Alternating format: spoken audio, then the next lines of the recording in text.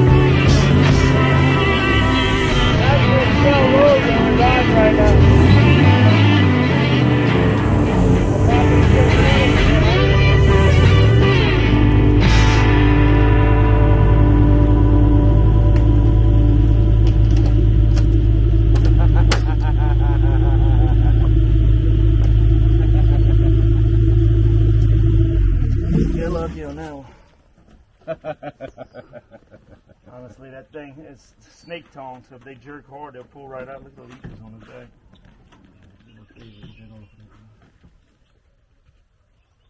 So each of the bumps on his back, those are called osteoderms. Each one is an individual bone. It's like body armor. Feel it?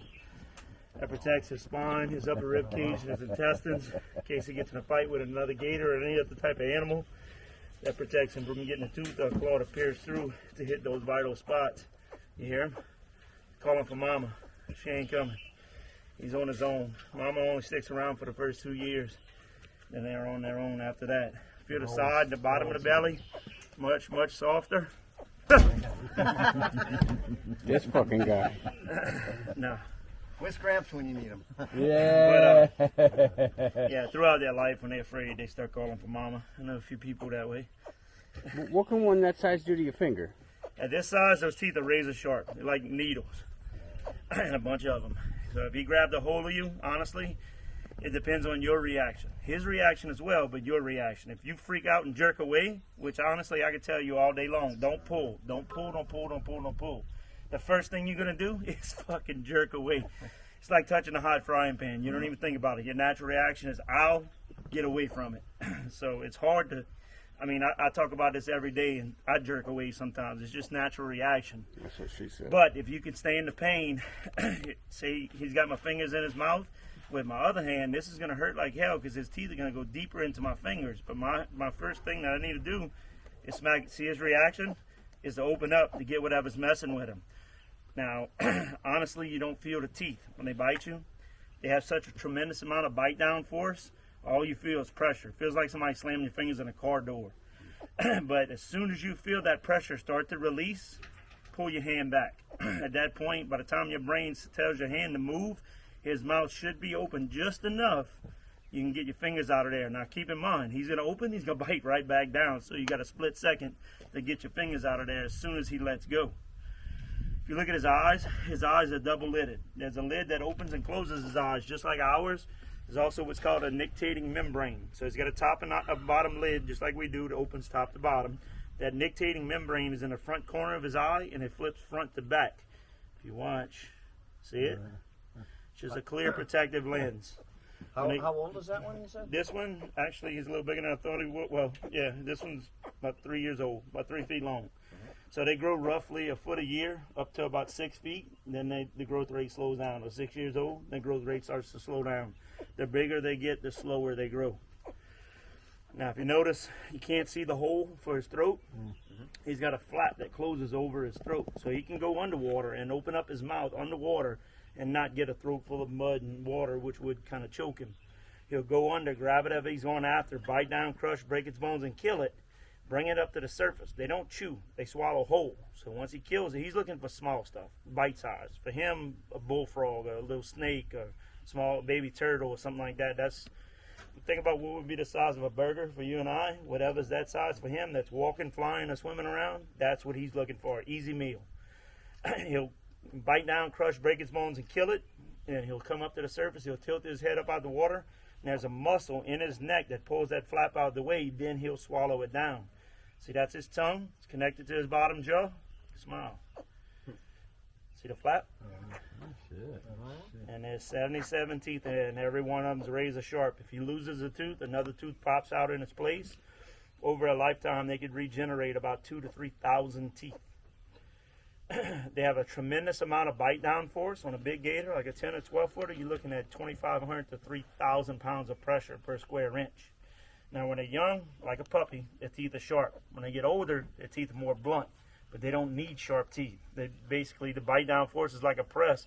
He can make those blunt teeth sink into whatever he's grabbing. Okay, right behind his head. Have his tail. Right. Small, small. Somebody get a picture for me. This guy. Give him a big kiss. You slip him some tongue, you get 77 piercings at once, free of charge. All right, who's next? Milla? No, I'm good. There you Touch go. your phone with somebody. There you go. Yep. You don't have to squeeze it tight at all, just a firm grip around his neck.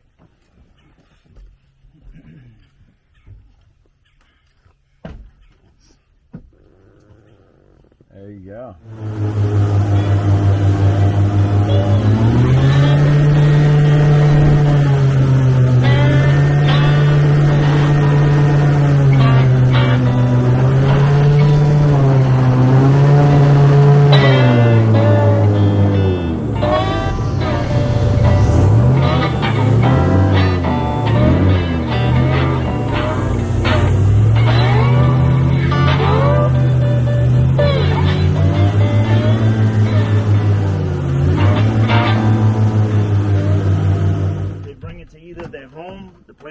home, or even to what was called a moss gin, where in the moss gin they dealt with it commercially.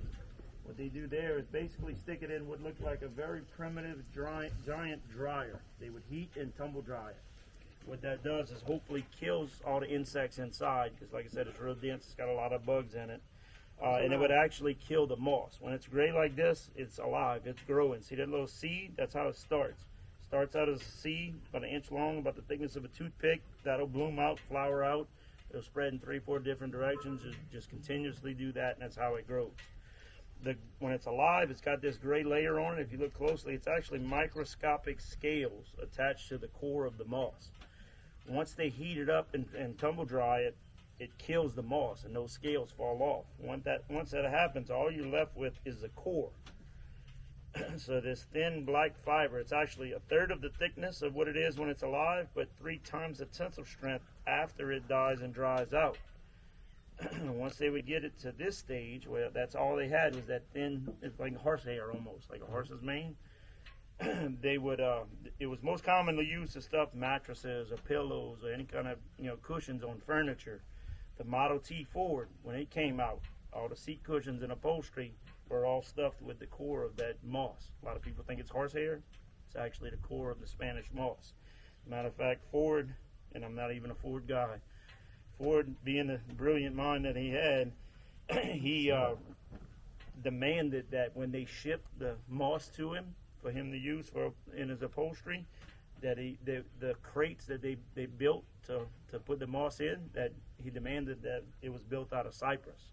Cypress, I don't know if you know about cypress. Cypress got a tight wood grain to it. It doesn't retain moisture, so it outlasts almost any other type of wood.